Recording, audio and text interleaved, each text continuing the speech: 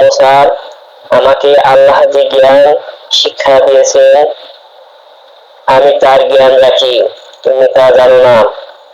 আর তোমাকে আল্লাহ যে জ্ঞান শিক্ষা দিয়েছেন আমি তা জানি না। মুসা আলাইহিস সালাম বললেন, আল্লাহ চাহিত আপনি আমাকে ধৈর্যশীল পাবেন, আমি কোনো ব্যাপারে আপনার অবাধ্য হব না। তারপর তারা দুজনে সাগরের পাড় দিয়ে চলতে লাগলেন। তাদের কোনো নৌকা ছিল না। ওই সময় তাদের কাছ দিয়ে একখানা নৌকা যাচ্ছিল। তারা তাদেরকে তুলে নেওয়ার জন্য নৌকার লোকদেরকে বললেন। খিজির আলাইহিস সালাম পরিচিত ছিলেন বলে তারা বিনা ভাড়ায় তাদেরকে তুলে নিল।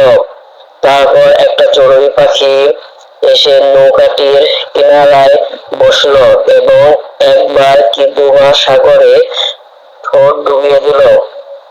তখন খিজির আলাইহিস সালাম বললেন, হে মুসা, তোমার ও আমার জ্ঞান আল্লাহর জ্ঞানের তুলনায় চড়ুই পাখির ঠোঁটে সাগরের পানির চেয়েও কম।